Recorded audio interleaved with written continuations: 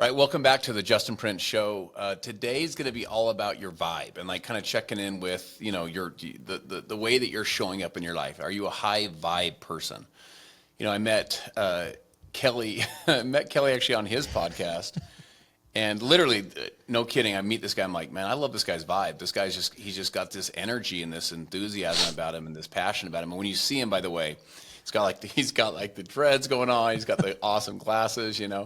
Those of you that can see the video, you'll see his background. He's so super interesting, and he's just a high vibe person. And my friends, a lot of this stuff you get to control this stuff, like the energy that you show up with, right? So when you transition from the car into the home, and what kind of energy you're going to show up with when you greet your family, greet your spouse, greet your kids.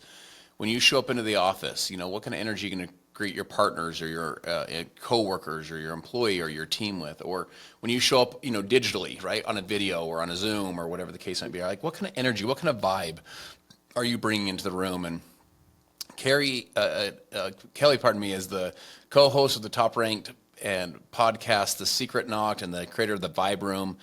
And he embodies the art of harnessing the right energy for extraordinary accomplishments. And this literally is who he is. This is his deal. So, Kelly, fired up to have you, brother. Man, appreciate you making this effort and to be here.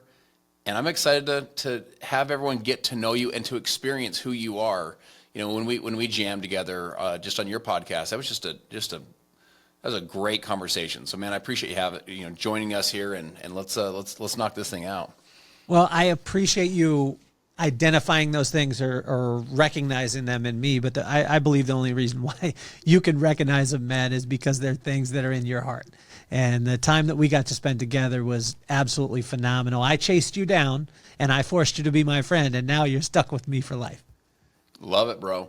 So one of the things about you that stood out to me on our podcast was that you were talking a lot about your kids, like just your passion for your children. Talk to us about like your kids' ages and some of these principles that you're looking to pass into your children. Like some of the people you're trying to associate yourself with, so that you can by proxy, pour some of those principles into your kids. Tell us where that passion comes from you, and more about what you're pouring into these kids.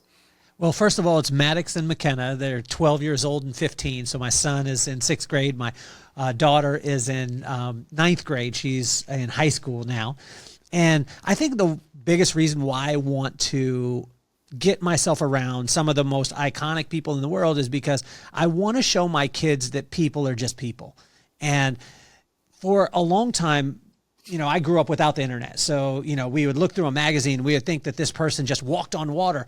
But what my pops and my mom always instilled for all of us was that they were no respecter of persons. They weren't a respecter of a person because they made a certain amount, or because they drove something, or they lived in a certain neighborhood. My parents were always constantly like, they're just people and you're a person, so anything is possible for you, but just because it's possible doesn't mean you should be doing it and that it's right for you. Interesting. So the kind of the humanization a little bit of people. So they went from maybe kind of like an untouchable, or in essence like idolizing their success, to like, yo, if they can do it, you can do it. Is that in essence the concept you feel like they were trying to portray to you guys? I think that it wasn't as much that if they could do it, I could do it. It was just that it was human, and that there was a difference between the human and God.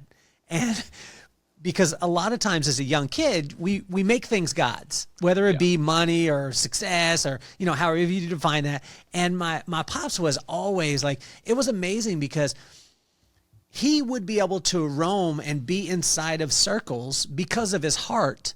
And a lot of people would try and get there with their bank account.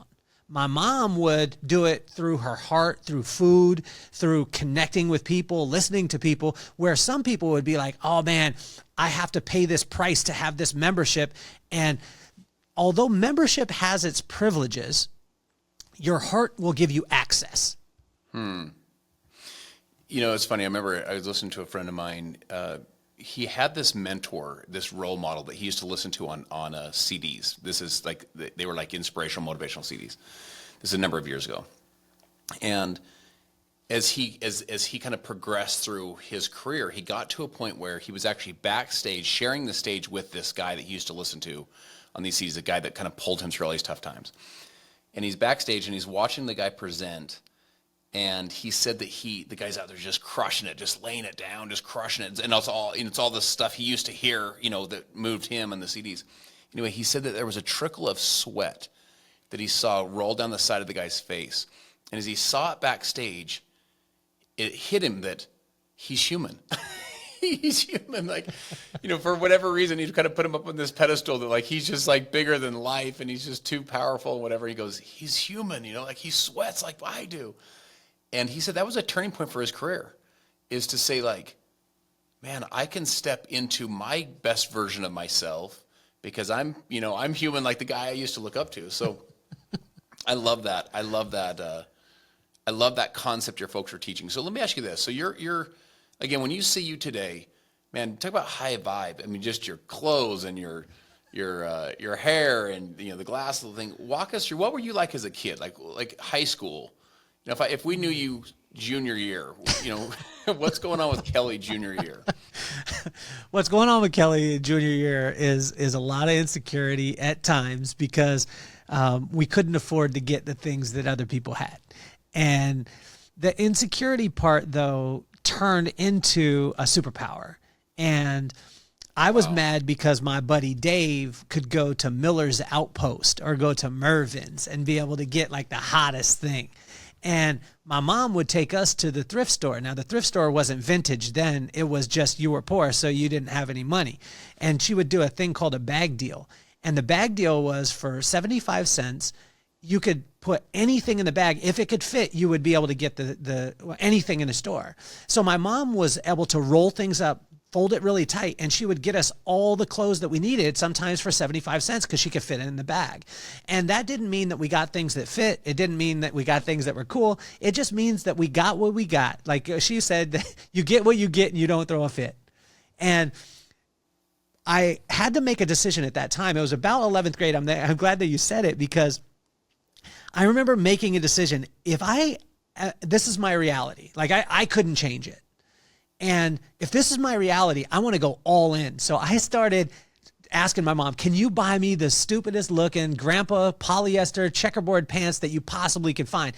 And then when I got them, people started being like, yo, that's Kelly's vibe. That's his style. And I was like, inside me, I was like, no, it ain't. I'm just broke. I can't get what you got. And what it did is it created this superpower where everyone was like, oh man, he's got his own thing. He does his own thing. He's got so much confidence. And I was like, man, you don't know. And I think that that's where humans, a lot of times just see the outside, but they don't go back and look at the process of it and what actually built it. Yeah, it's so interesting. I tell people your weaknesses oftentimes are your superpower. So a lot of times when we have kind of a weakness, we want to lean away from it. For example, if some of you have you're kind of more quiet, right? Or maybe you're really intense, or maybe you're really, really driven, or to a point where you're like, man, maybe I'm too driven, And I'm not saying we can't improve on these weaknesses. You can't improve and get better. What I'm saying though is this: sometimes that weakness, when you lean into it, that actually becomes the reason people relate to you. You just say to them like, look, I'm hyper intense, dude. Like, here's the deal. And they're like, okay. And they start to relate to you. I love that story that you said, look, if this is the way it is, I'm going to lean into this thing. And it started to shift a little bit of your identity of kind of how you started showing up in the world as a confident and high vibe person. And I feel like even today, your gear isn't necessarily from the thrift store, but your gear is super unique. It makes you unique. Like, you do stand out. Like, you are a memorable person. I wrote a chapter in my book called Be Unforgettable. You are an unforgettable person. You're the kind of person that is unforgettable. By the way, not just because of your clothes and your glasses. You're unforgettable because of your heart. But I do think your vibe, the way you show up and the way the energy you show up with is unforgettable. It's an unforgettable energy. Is that something that for you, when it comes to being unforgettable, do you feel like that's just you being you, or do you feel like you set that intention to really show up with that level of high energy and that level of vibe? No, I don't think it's an intention that way. And just a side note, the jacket is from a swap meet in 1997, and it cost me $20. although I love the jacket, I like that I could still fit into it from 1997. But Amen. at the time, I could barely afford $20. $20 was the most amount. Like, it was unbelievable to me. And honestly, today it's one of my favorite jackets. And people will compliment me on the jacket. And that's again where I say that, with my mom, she had access because of her heart, the way that she cooked, the way that she asked questions, those things. It wasn't because of the financial aspect or the success it said. I'll go back to your question as far as the intentional. See, my parents really laid a foundation for what we now see as the vibe, but I didn't know it was happening, Justin. As a kid, you don't know that your parents are giving you these golden nuggets until, for me, it's sad. After my mom passed, I realized what she was saying. She would tell me 3 things that were huge. She would tell me I'm awesome, I'm beautiful, and I could do anything that I put my mind to. And I didn't want to hear any of this stuff, especially from my mom. Like, okay, Mom, I'm awesome. Yeah, you're my mom. You're supposed to say that. Yeah, I'm beautiful, but I'm a guy. I'm in 4th, 5th grade when I start recognizing these words. I don't want to hear that I'm beautiful. That's a girl. Like, I want to be handsome. I could do anything. Yeah, Mom, but we live in a 1-bedroom apartment right now with 5 people. I can't get the clothes that everybody else has. And although you're saying that I could do anything, we live in Lompoc, California, 35,000 people, and we don't have all the things that other people have right now. So why do you keep saying this? But when she died at 62, what I realized was the meaning behind those words. The number 1 was you're awesome. Separate yourself from your accomplishments. I was not awesome because I got an A, a B, a C, or I made 100,000, $1 million, or if I lived in this house or drove this car. I was beautiful. Don't compare myself to anyone, and especially don't compare yourself to yourself yesterday, because you'll mar the memory of what actually happened, and that moment was perfect. And if you walk in the moment of every single thing that happens is perfect. The other day I got on a podcast, I didn't have my mic on. You know what? That was a perfect moment. And if you laugh at it, it stays perfect. If you compete with it, now you scar it. And then I could do anything that I put my mind to, but there was a caveat. Just because I could do it didn't make it right. And my pops summed it up like this. He would always, every note that he wrote me, he would write me notes in the morning, even for my lunch or stuff like that. And he'd be like, boy, you're the greatest. And then when my mom passed, it changed. And he would say to that every day, Justin, on the phone when we would talk. And he would say, boy, you're the greatest. Boy, you're the greatest. And then he'd get off the phone. I love you. And after my mom passed, it changed. He said, boy, you're the greatest. Then he paused. And I could almost hear his heart beating. And then the words that came next really shaped as I moved forward. He said, boy, you're the greatest. And he paused. And he said, so act accordingly. And that was the foundation for me as far as the vibe, because it became my belief system. Oh my gosh. Where was your mom's heritage from? Like, when her cooking, where did that come from? She's from Utah, so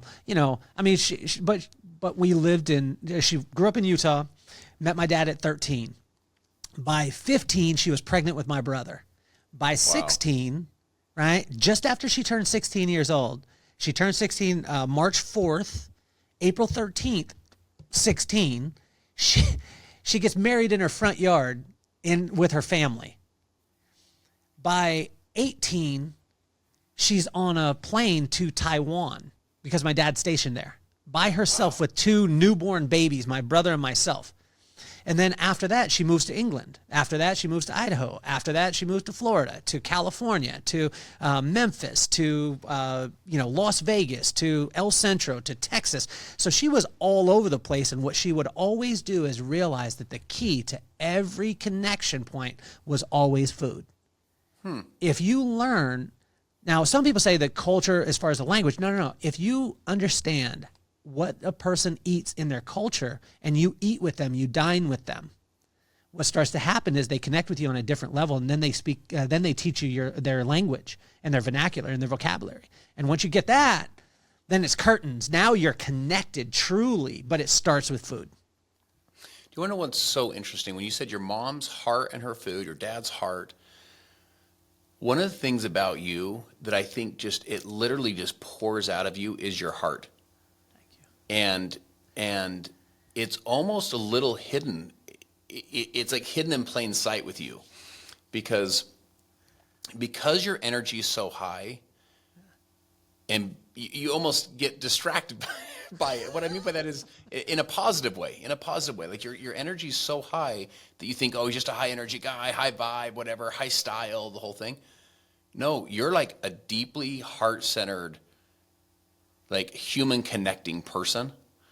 And there's like no superficial to you. Like it's just all heart.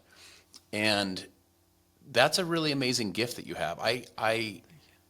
How do you, again, some of that may just be very natural for you, but how do you transfer that? Or how do you teach that? How do you teach someone to say, it's okay to lead with your heart. It's okay to be heart-centered.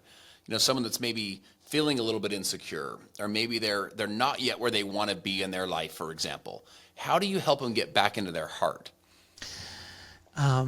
Well, it's something that, most of us lead with our skill. And I did this early on, right? So you heard the story about the baby bull and the daddy bull before. No. Baby bull, daddy bull walking on top of the hill. Baby bull looks at the daddy bull, looks down at the valley and says, Daddy, let's run down and have us one of those cows, because he sees a bunch of cows in the valley. And the daddy bull slowly looks at the baby bull and says, why don't we walk down and have them all? And as a young, hard-charging, whether it be entrepreneur or, in your business or in your relationship, most of the time we lead with our skill, right? And so what I learned from my parents, and this was always from my parents, is there's a triangle. I can actually draw the triangle for you just so you get a visual. Yeah, please do. I'll show you this. So if I take a triangle like this, right? So you could see there, that's a really nice triangle. That humbles me because I can't write well. And let's put our heart here, our mind here. Let me do this. And then our skill. Okay. So for the people that are watching, if you look at this, this is really a key. So it's like mind is on the left angle. Yep. And then heart is at the bottom, and then mind's on the right? Yep, and skill's up top, okay? So if you do skill up top, it takes up the smallest amount of real estate on the triangle. Got it. But what we try and do most of the time is we build our life on a triangle like that. So our skill is down here, our mind is on the side, and we hope that it transfers into our heart. So just if you're listening, you basically you flip the triangle upside down, right? So the point of it is at the bottom, which is the skill. Yeah. So my parents taught me that the base of my triangle was my heart set, or my belief system. And everything was built on that. On the sides of the triangle, which I thought of as my arms, it took up a lot of real estate, was my mind, which was my intentions. Right? So what do I intend to do when I walk into the place? But my intentions don't matter if my heart's not in the right place. And then my heart and my mind will develop my skill, but my skill is the smallest part of what I actually own and what I'll do in my life and what will impact people. And I was leading with my skill. What's 5 actionable? Listen to podcasts all the time, Justin, but you're so much better at this, man.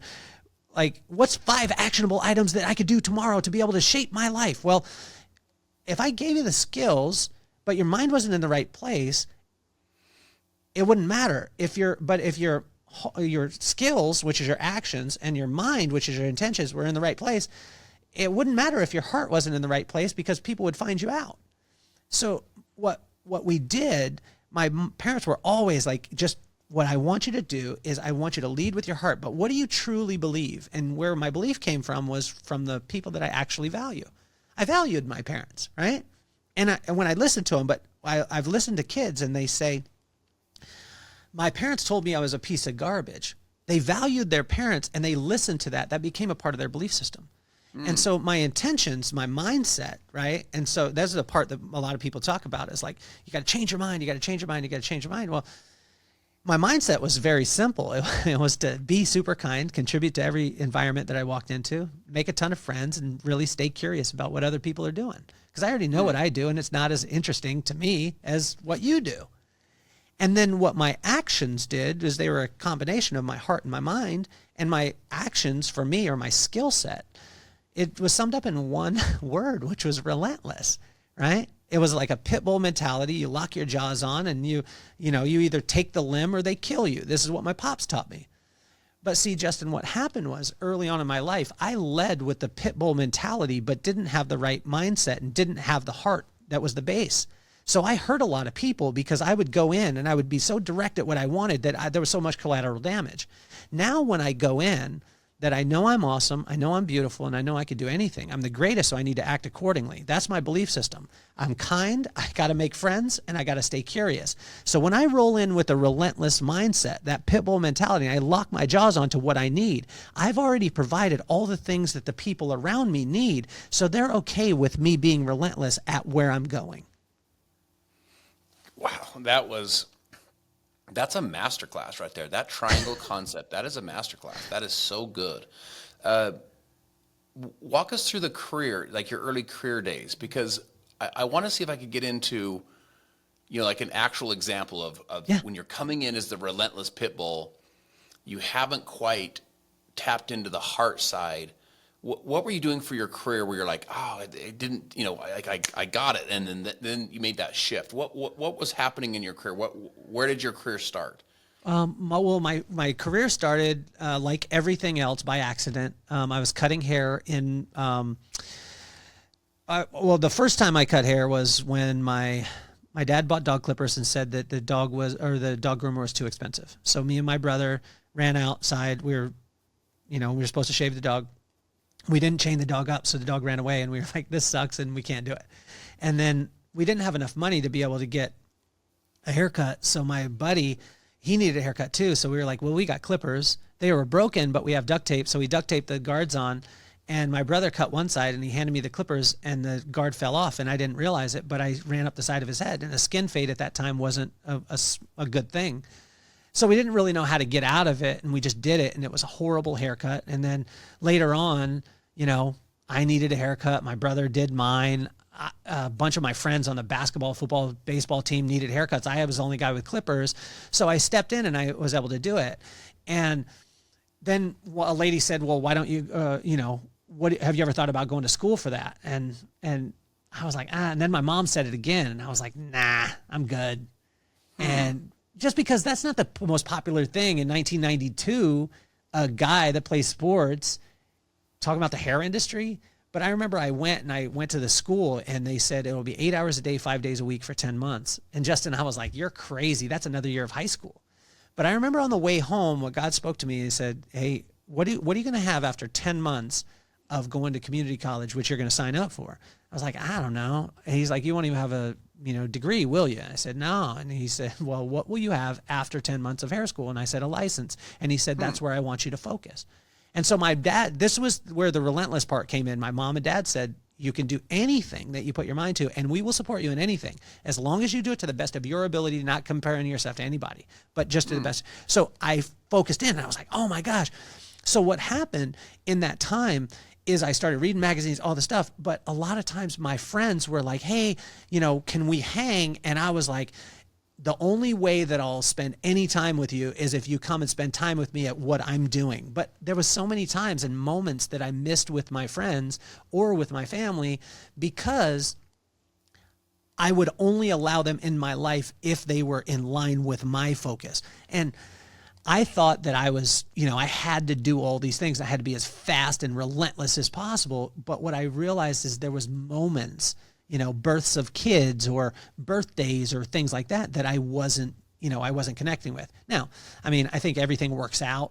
But what I realized that it wasn't going to be my power, that was the turning point. It wasn't going to be my power. It was going to be when I relaxed in and did exactly what God had me to do on that day, as opposed to me creating a vision board, then breaking it down to a goal, and then because then there was no humans in that.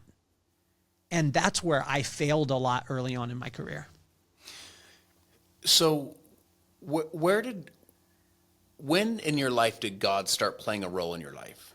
Because as you're sharing that story, you're having almost this, in essence, like an audible conversation of God being like, yo, asking you some questions, like, hey, let me ask you a question. 10 months from now, community college, what are you going to have? You're like, nothing. So you're kind of having this, that takes a lot of faith to have that conversation, right? It takes a lot of God's working on you, working on your heart, working on your soul at that point. At what point of your life were you raised in church? Were your folks full of faith? Were you like, how did faith enter into your life? I think faith was out of desperation, man. I mean, really, because, yeah, again, I was telling you, we didn't have a ton, and I'm not trying to be some sob story. Like, everybody's got their stories. But I think a lot of our faith came from the fact of lack. And it was like, we sure hope that this thing is going to work out.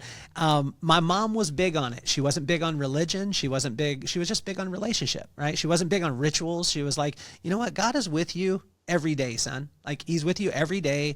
You could talk to him like a human being. And it started in fourth grade. Like, my dad, we never went to church. My dad found Jesus at that time. And we were like, we didn't know he was lost. And because he went to a rally, and my dad was like a hot or cold guy. My dad was like all in or all out when I talked about the pit bull mentality. And the scary thing with my dad is when he would get information from somewhere, he would see it as the gospel, no matter what it was. So we knew this about my pops. And so when he found Jesus, we were like, oh gosh, here's another thing, right? He had just got into an MLM early on, right? Very early on. This was before they're actually legitimate. This was back in the day when it was like, buy this course for $4,500 so you can become a millionaire. You know how you become a millionaire? By selling this course for $4,500 to a bunch of other dumb idiots that don't have the amount of money. And then you're just going to keep selling and selling and selling over the top.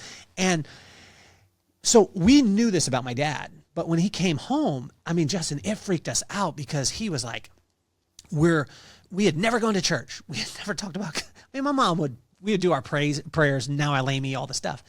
But then my pops comes home and it's like, we're going to church on Sunday morning, Sunday evening, Wednesday. And that dog that we have that's named Bandit, we're changing its name because that name gives it a bad spirit. So now you're going to call your dog Elijah. And we were like, are you kidding? Like, we're in. Dad, come on, bro. I mean, dude, come on. Like, we're in fourth grade. My brother's in sixth. My brother's like the quarterback extraordinaire, the guy. And now he can't go to practice sometimes because he has to go to church. This is awful. And I remember, like, my pops would be like, oh, and then it came time, and this was this awful church. They would speak in tongues, and it was scary. But me and my brother would joke through it and laugh through it. So people would speak in tongues, and then they would translate it. And I was like, yo, Rob, I got an idea. He's like, I got an idea too. He's like, yo, Kel, because he's my big brother. He's like, yo, next time when we go to church, what you're going to do is you're going to stand up and speak in tongues. And I was like, how do I speak in tongues? He's like, just yell out a bunch of words because no one knows what you're saying anyway. And then he's like, and I'm going to translate. And I was like, you're going to translate? He's like, yeah, I'm going to tell the whole congregation that Brother Kelly needs a lot of money and you need to donate money to him. Brother was figuring it out pretty quick. We got through it with laughter, man. But he really God, I remember they said in church, you need to give your heart to the Lord. And I was like, I ain't giving nothing to nobody. All these people are crazy. And, but in fifth grade, I remember I was in the shower and I just felt a calming, and it was like, you need to give your heart to me. And I was like, I didn't hear it audibly. And then I did, and I reluctantly, but I heard the first time audibly in my car. It was freaky. This was 1996. In 1996, I got mad at my job. I was driving home and I heard. What were you doing for work at this point? I was working at a salon.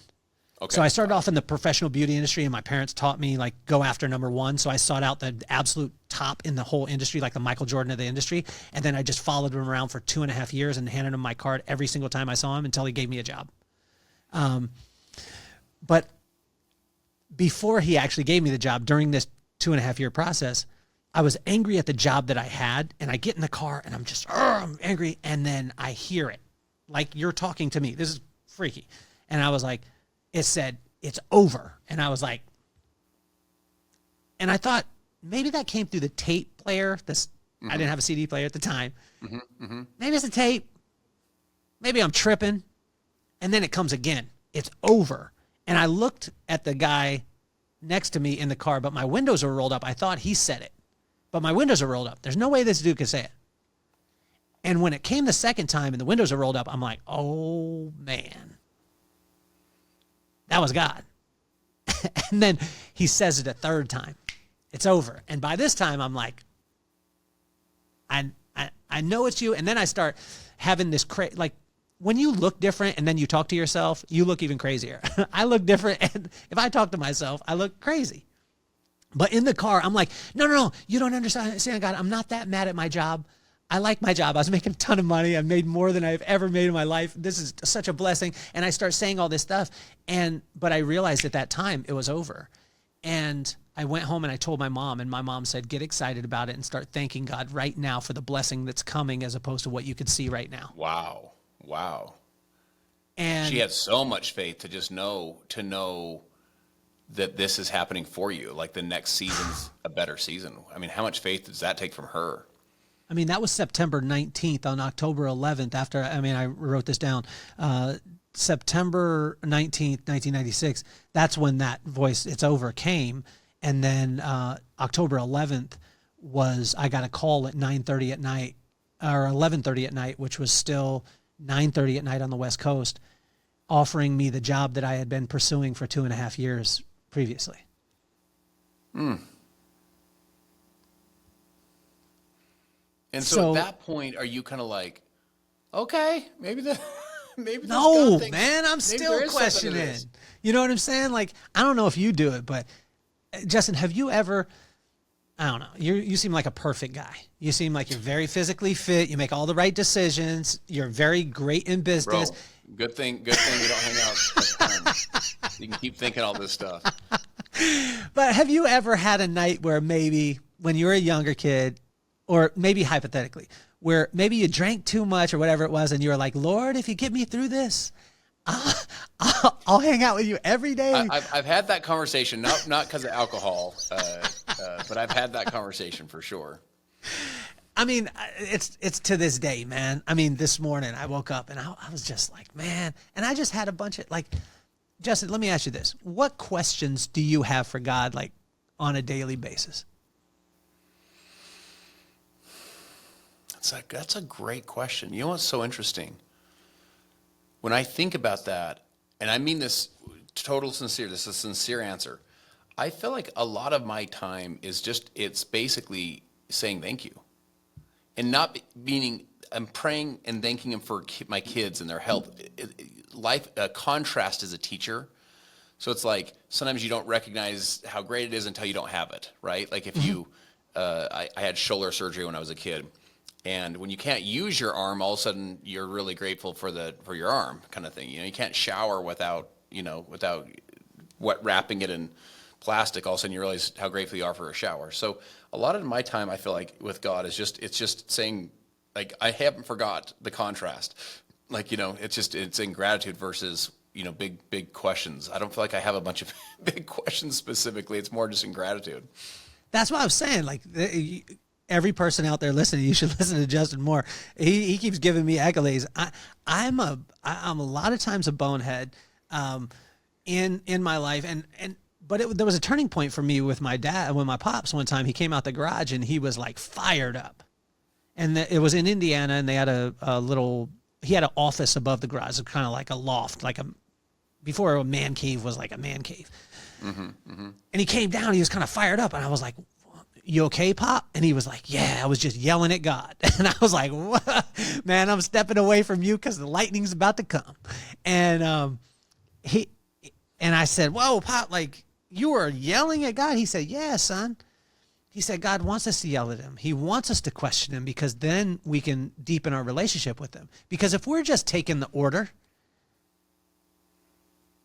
or we're hearing it and we're just being, okay, I'm subservient. He doesn't want us to be subservient. He wants to hear our questions because he already knows our heart anyway.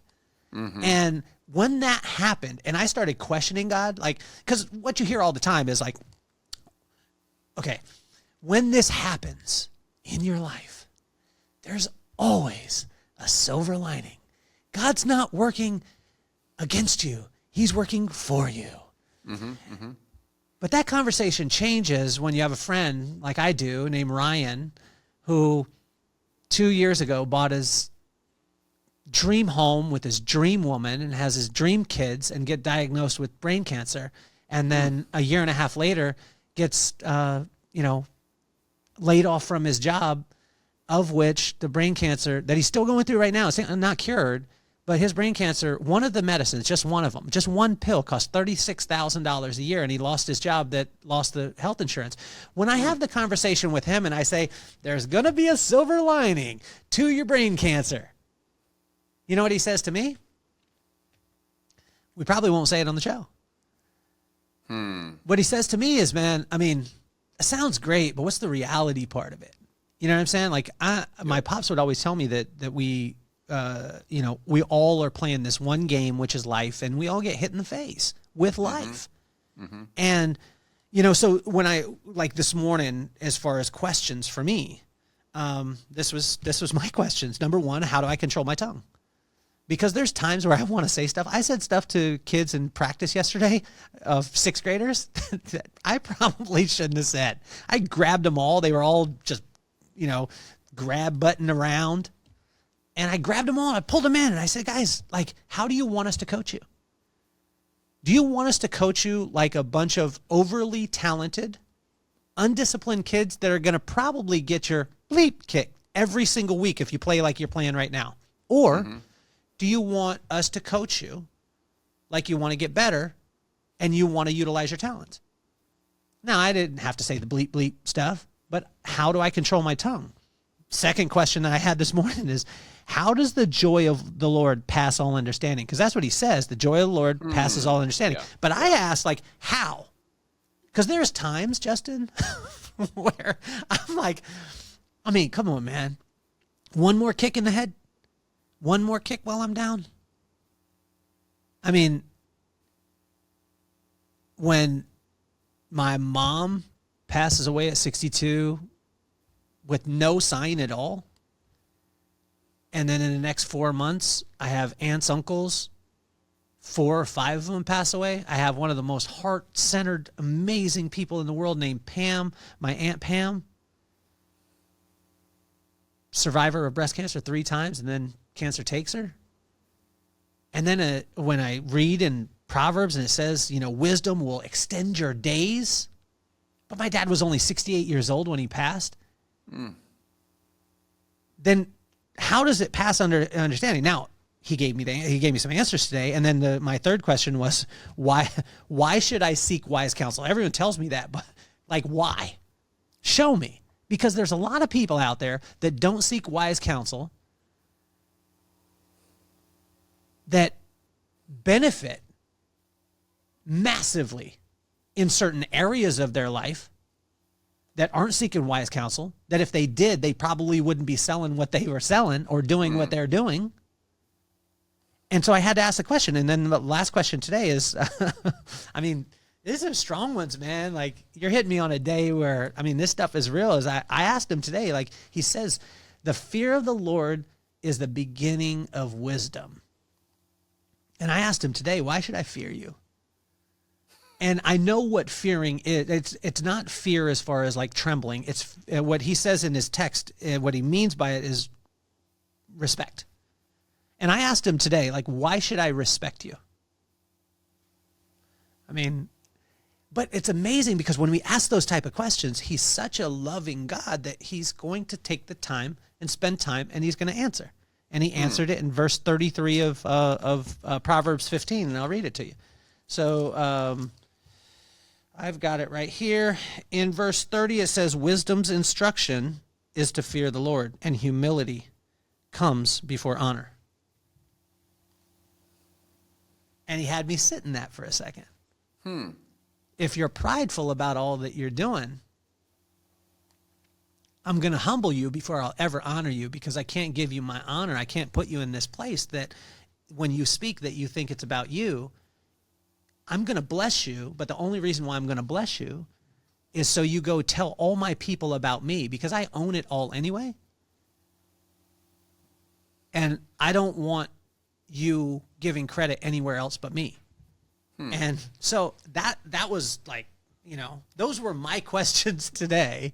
And I don't know, I'm not saying that I'm doing it right. I'm just saying, like, I've just found once I started questioning him, my relationship went to a completely different place. Now, some of the answers, Justin, I don't want.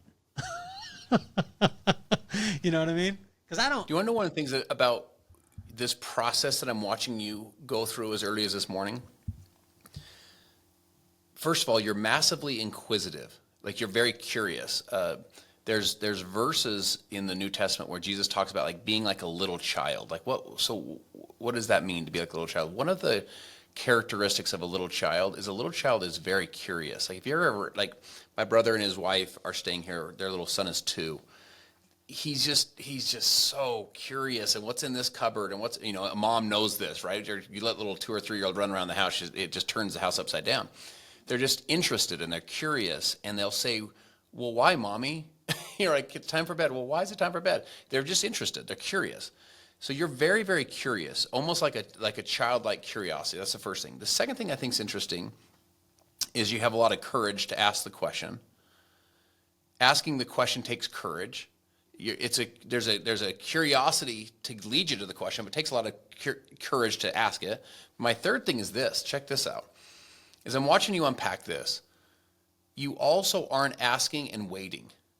You're asking and you're learning. Like, you're asking and then you're studying. You're asking and then you're applying. You're asking and then you're getting, in this case, you're getting into those verses that are giving you answers. So it's not like you're just asking and like, yo, show me what's up. Let's do this. No, you're like searching, right? Like you're going after and looking and searching.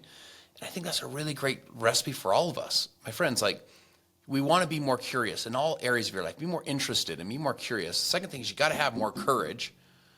Our nation needs more leaders with courage. Our communities need more leaders with courage. Our churches, our homes, our businesses need more leaders with courage. And then the third thing is, don't just have courage to ask, but then go search. You know what I'm saying? Like, don't just sit there. Like, go research and go learn and go study and go. It's almost like work like it's all up to you. Pray like it's all up to God, and then work like it's all up to you, kind of thing. You got to put in a little bit of your own effort. So as I'm just watching you unpack this, that's kind of the process. And I think it's one of the reasons that you are having these kind of profound, kind of spiritual answers is at least those 3 things are happening for you. Well, I appreciate it, man. I appreciate the breakdown, and, when you said it earlier, as far as that vibe, I hope that people can understand that this was a paradigm shift for me too, is when I realized what the actual definition for me of a vibe was, because early on, I always thought that the vibe was the way that I felt and the energy I brought in the room. And it has nothing to do with that. When I realized that the vibe was the way that people felt when I left the room, life changed. Because, when I heard vibe all the time, I almost sidestepped it a lot, Justin, because people would be, good vibes. Oh, he's vibing. Oh, that, and it was fluffy. And then when I realized, like, in any organization or any environment, if I want my vibe to be high, the people, when I walk in, need to get what they want. And this goes for, you're the best at it, right? You ask phenomenal questions. You actually listen. And if you go back, if you rewind or scrub back a little bit into what Justin just did, he did one of the things that I believe is at the foundation of every single bit of the success that you've had in your life. And that was, you stayed present in my answer. Because there's no way you could have broke down what I talked about if you weren't present in that answer. And you know what it made me feel like as you broke it down and you said about the courage and you said about the inquisitive and the curiosity and the childlike, and you brought it back. You know what it made me feel? It made me feel seen. It made me feel heard. And you just did that. And what that causes me to do is sit back and say, like, wow, I've got value in this relationship. I've got value here. So it gives me the courage then to ask another question or to say something else because you value it and you're going to listen to it. Yeah. And when I realized that about a vibe, is that it's the way that other people feel. And so Can I tell you this quick story? I was just in Vegas. And I didn't wait till you answered. Can I tell the quick story? Please, no, go, Okay. please. So Actually, you know Vegas. what? I want you to reiterate one point because this is so important. I want to hear the Vegas story. I've never heard it taught this way. I've never heard it positioned this way, and I think it's really profound. You said the vibe is not how you feel and how you enter the room. Like, in other words, your energy. It's what? And I just thought that was really interesting. It's an interesting way to think about it. It's the way other people feel when you leave the room. I mean, my friends, I just want to emphasize this. I know for all of us, we want to make an impact in the world, right? We want to impact our kids. We want to impact our businesses. We want to impact our faith, and just, we want to make an impact. We all want to be the hero. I'll say it this way. I want to hear the Vegas story. We all want to be the hero. The hero of our family, the hero of our life, the hero of our business, the hero to our spouse, the hero to our kids, right? The hero in the community.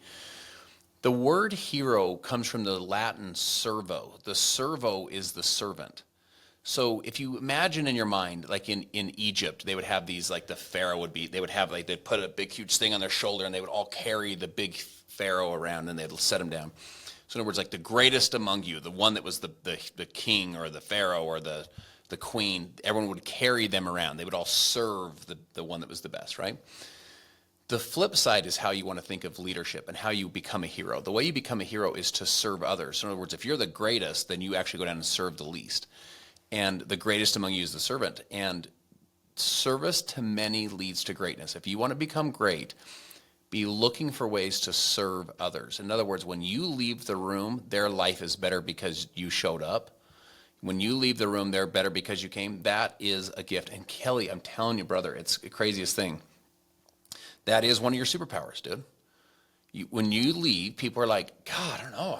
I liked his laugh. I liked his enthusiasm. I liked his passion. And it just hit me as you said this. It's not necessarily how you're entering the room, because I've thought about this, our interactions together. It's how I feel after.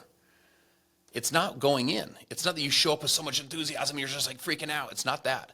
It's how I feel about myself after, about my day, the energy I have after. So that is a really profound, way to think about it. So with that, I just wanted you to emphasize it. I just think it's such an important point as people are listening. So walk us through the Vegas story. I hope I didn't derail the Vegas story. No, man, not at all. I mean, it's profound. again, it's profound. Like, it's why I was so attracted. I was attracted to you. I watched you on another podcast, and I reached out immediately because your interaction with the person was simply, and I watched this with you, is the person was simply trying to extract tactical things out of you. I watched it happen. But you sat and you listened to the person.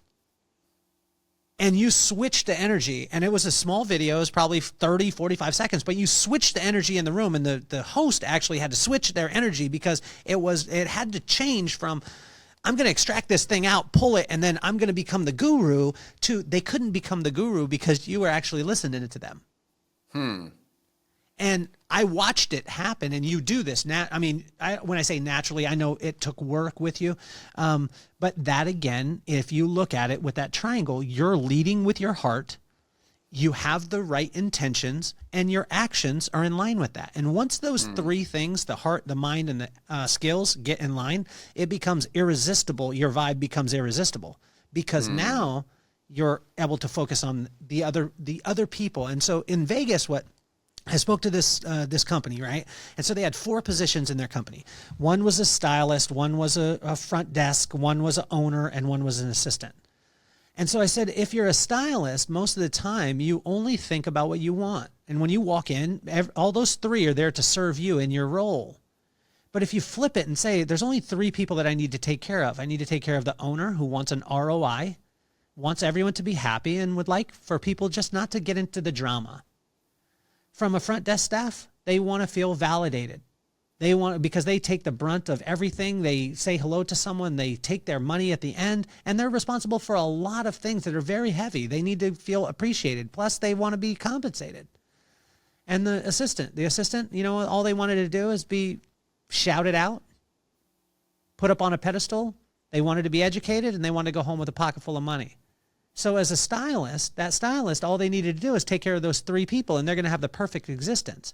And then we think about it from an owner standpoint, it doesn't take them off the hook. They got to take care of the assistant, the front desk, and the stylist. But let's flip it into corporation, because this is where I go. This is funny because I never realized, Justin, in my life that a little kid from Lompoc, California, that grew up in a 1-bedroom apartment with 5 people at one point. It wasn't my whole entire life, but there was a point there where we did that, and where my mom was saying, you could do anything. Now I get to go and speak to major corporations, and I don't talk to them about the complex. What I talk to them about is that if we want to change or shift whatever it is, the power to all of that is simply the vibe, but it's the way that your people feel about the systems. It's the way that the people feel about the culture. It's the way that the people feel about the leadership. It's not the actual leadership. It's not the actual culture. It's not the actual systems. So watch this. Think of this. In any corporation, there's a CEO, there's a CFO, a CTO or a CSO, a CMO, right? So let me break it down. Like the CEO is responsible for the vision. Yeah. So if I work in the company and I want my job to constantly be amazing, I got to figure out what the CEO wants. The CEO is the visionary. They've got the vision and they want the vision to happen. So if I can help the CEO, now the CEO is going to make sure that I have everything that I need. What does the CFO need? The numbers to be exactly correct. What does the CTO and CSO need? They need the systems and technology to be holding up the vision of the CEO and the financial prowess of the CFO. And then we go down to CMO, the marketing, right? They need to make sure that we're on brand and that it's not the material we put out, but the way that the people feel about the material. Nike doesn't sell shoes because they're the best shoes. It's because the way that we feel about them. And that's the vibe that they transmit. Golly. You know what's so interesting? Like, I know you wrote a book on vibe. I know you have 2-day seminars on vibe. And by the way, my friends, this is stuff you want to get, because as you're breaking this down, I'm thinking to myself, you've taken a word called vibe. I mean, even as I'm listening to you, you've redirected the way I think about it completely. You've literally put it into frameworks and formulas that simplify this kind of like an ethereal concept. What's a vibe, right? It's very ethereal. Into like, no, this is actually what it is. But more importantly, here's how you take what it is and apply it into your business, apply it into your marriage, apply it with your children, apply it into your career, apply it into your faith. Like, here's how you actually apply to where, and again, this maybe is the biggest takeaway. Not only are you a high vibe person, but you leave people with a better vibe themselves, right? You leave people better than you're finding them. That's amazing, to take that word, to take this very ethereal concept that we've all heard, and you actually put frameworks and formulas around it to teach it to where people's lives can change. That's amazing. That's an incredible thing to do. So thank you, Kelly, brother, man, we should do this more often. It's funny when we jumped off yours, we're like, look, we go for another 3 hours doing this right now, dude. We can keep this thing going. But listen, I have a lot of love for you, dude. I have a lot of love for you. I love your humor. I love your laugh. I love your smile. I love the way that you show up with a really high positive attitude and a desire to serve. And then I love that you have this inquisitive brain that's figuring out ethereal things like vibe and putting it into tactical, practical, ultra simplistic. And by the way, simplistic does not mean, oh, it's so simple. No, listen, simplistic is genius. Simplistic is, anyone can make things complex. It takes genius to make complex things simple. And that's actually what you've done. You've ran it through your mind to say, here in its most simplistic form, that is a really incredible thing to watch. So, man, I can't wait till we do our next thing together, and really appreciate you jumping on here and just pouring into this hour we've had together. And man, just nothing but love and respect, dude. Seriously, you're a really unique guy, and I really appreciate and value the time. Justin, can I leave your audience with one challenge? Please. So the next time when you go into a conversation, shut everything down as if nothing exists in the world except that person. If they ask you a question, respond with a question. and only ask questions, and then lead it down, like listening to the answers, and then ask another question based off the answer that they just gave. And when they walk away and you talk to them in a week, I guarantee you they'll reach out first and tell you how great of a conversationalist you were, because they got the opportunity to speak about what they wanted. And that in itself is the essence of the vibe. Of course. Absolutely. So good. So good. Instead of this idea of I'm going to respond to everything you say and let me show you how smart I am, it's this concept of like, tell me more. Tell me more. Why is that important? Tell me more. That is such a great way to think about it. And it's, again, a very simplistic way to say, how do you really affect people? Get really curious. And again, that maybe is your underlying gift, is your this insatiable curiosity. So, brother, thanks to you again. My friends, make sure you like and subscribe to the podcast. Make sure you share this with people whose lives you want to change. And Kelly, loved having you on. You're the man.